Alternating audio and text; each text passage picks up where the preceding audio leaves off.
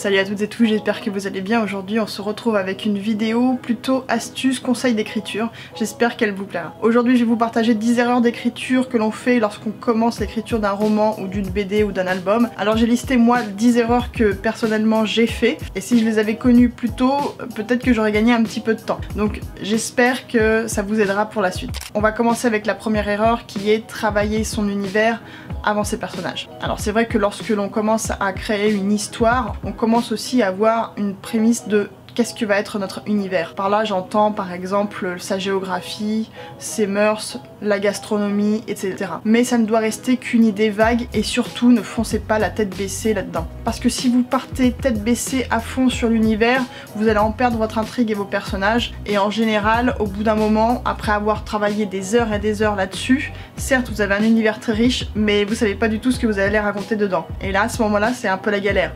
En général l'histoire est bancale, les personnages sont pas très intéressant et on se décourage et on abandonne très souvent. Deuxième défaut, c'est d'écrire tout ce que fait le personnage. Par exemple, si un personnage se rend à son boulot, il est inutile de décrire tout son trajet de sa maison jusqu'à son boulot. Et si le trajet est intéressant, ne serait-ce que pour avoir une description plus poussée du monde ou de son humeur au moment où il va commencer sa matinée, eh bien allez à l'essentiel. Ne racontez pas comment il va monter dans le bus, à quelle place il va se mettre, est-ce qu'il regarde la vitre, est-ce qu'il écoute telle musique, de quelle couleur sont les cheveux de son voisin. Si vous sentez que c'est inutile, passez, parce que le lecteur risque lui aussi de s'ennuyer. Troisième défaut, et pas des moindres, c'est peut-être l'un des plus importants, c'est un défaut que j'ai fait et refait, et à chaque fois ça a été la catastrophe. Je vous préconise de ne surtout pas vous lancer dans l'écriture sans connaître la fin de votre histoire. Pourquoi? Parce que si vous ne connaissez pas la fin de votre histoire, ça veut dire que vous n'avez aucune idée de comment votre personnage principal va évoluer, comment va être sa résolution finale. Le premier problème, c'est que tous les rebondissements prévus sur votre personnage vont être assez bancals, et il risque de surgir vers les 2/3 de votre récit une grosse panne. Qu'est-ce que je fais? Dans quoi mon personnage s'est empêtré? Attendez, ce que j'ai écrit en amont, ça va pas. Il va y avoir des incohérences, et là ça va être le gros doute qui va vous assaillir. En général, vous allez vous arrêter d'écrire, vous allez vous dire je vous laisse reposer tout ça. En général, quand on revient sur l'écriture, si on revient, on se dit à ce moment-là, ok, eh ben, il va falloir que je réécrive une bonne partie. Ça peut en démoraliser certains, et ça peut amener à la catastrophe qui est la suivante, l'abandon total du projet, ce qui serait clairement dommage. Le quatrième défaut s'appelle l'infodumping. C'est un terme anglais qui veut dire balancer tout ce que vous savez sur votre univers dès le début. C'est-à-dire que vous allez noyer votre lecteur avec des détails qui sont peut-être très intéressants, mais il va être enseveli sous cette tonne d'informations, et ça peut faire lâcher un lecteur très rapidement. N'oubliez jamais que lorsque vous écrivez votre manuscrit, vous l'écrivez pour vous, mais si vous voulez être édité, vous l'écrivez pour vos lecteurs, mais si vous visez une maison d'édition, vous allez l'écrire aussi pour votre éditeur. Vous devez le convaincre dès le début. Si l'éditeur voit dès le début que vous avez une écriture qui est un peu fouillie, que vous avez voulu tout mettre dès le début, donc que votre récit n'est pas équilibré, ça va être mauvais signe. Saupoudrez donc avec parcimonie et de façon équilibrée tous ces petits détails qui feront plus tard la richesse de votre livre. Alors un défaut, c'est de commencer sa scène par le début. Imaginez par exemple une mère qui rentre dans la chambre de sa fille et qui voit un bazar sans nom. Si vous commencez la scène du début, vous avez la mère qui ouvre la porte, qui observe le bazar, la fille qui voit que sa mère elle rentre, elle se tourne vers elle et elle dit salut maman, comment vas-tu exactement, enfin voilà, c'est très mal amené comme ça, et la mère qui tout d'un coup s'exclame oh là là, c'est quoi ce bazar? Plutôt que de faire toute cette introduction, commencez en fait directement par mais c'est quoi ce bazar? C'est plus percutant, ça va améliorer votre rythme, et en plus ça rejoint le défaut numéro 2 qui était de décrire tout ce que un personnage fait. Donc parfois essayez de commencer en plein milieu, incisez directement, allez à l'essentiel. Un autre défaut, qui est un énorme défaut, qui est un défaut que j'ai fait à nouveau beaucoup, c'est au sujet du premier jet. Quand vous avez pensé votre personnage, enfin vos personnages, votre intrigue, votre univers, vous avez votre synopsis, ça y est, c'est l'heure de commencer votre écriture.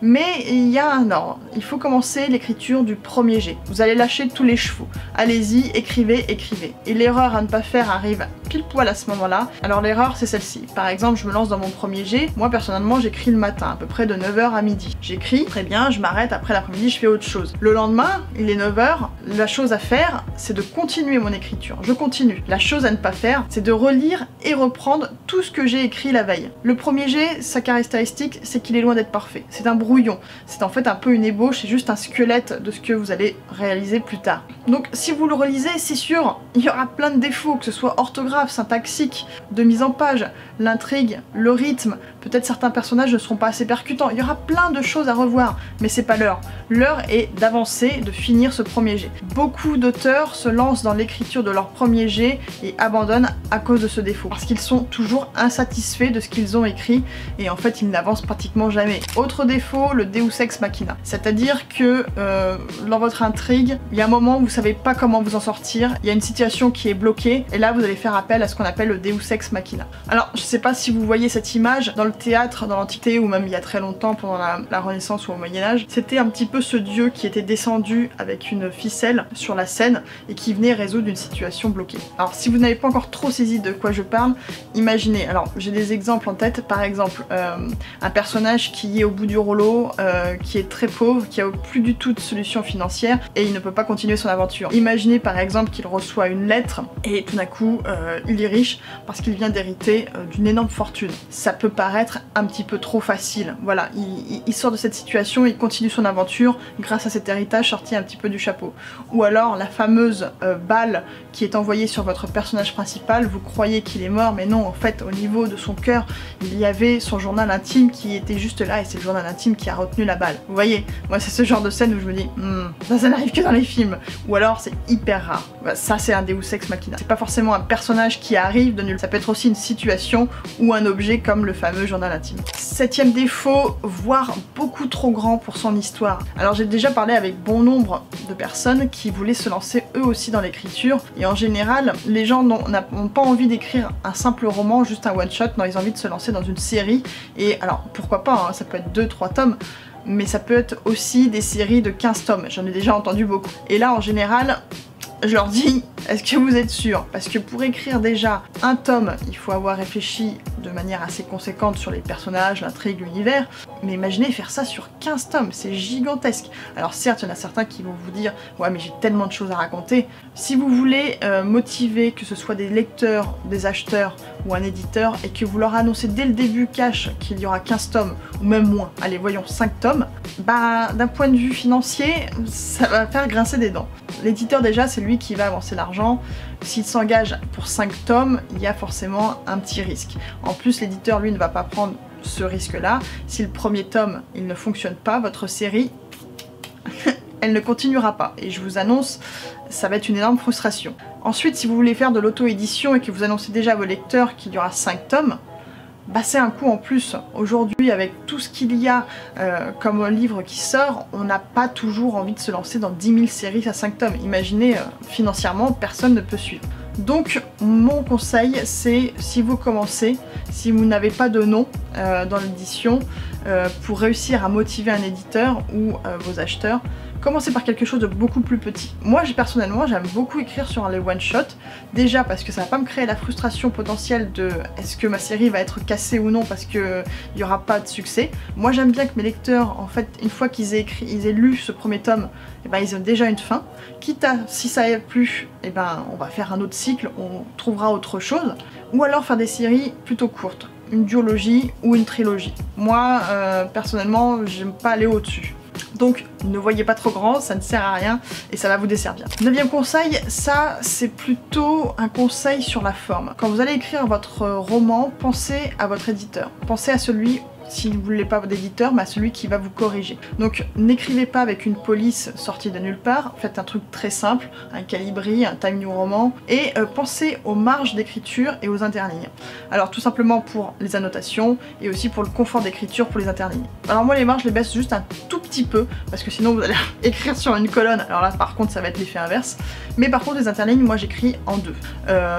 C'est plus agréable, j'avoue, même pour moi la relecture ça fatigue beaucoup moins les yeux, et je sais pertinemment que les éditeurs c'est ce qu'ils attendent, un interligne 1,5 ou 2. Dernier conseil, c'est pas forcément le plus important, mais si vous le faites malheureusement ça peut être aussi la catastrophe, c'est de se dire allez je commence le premier jet mais je fais des grosses pauses d'écriture entre chaque chapitre. Alors ça, le piège, c'est que la pause s'éternise. Je vous recommande de vous créer un rituel d'écriture Peut-être que comme moi, vous n'avez pas la possibilité d'écrire chaque matin, mais par exemple, ça peut être une demi-heure tous les soirs lorsque vous rentrez du boulot, et un peu plus le week-end.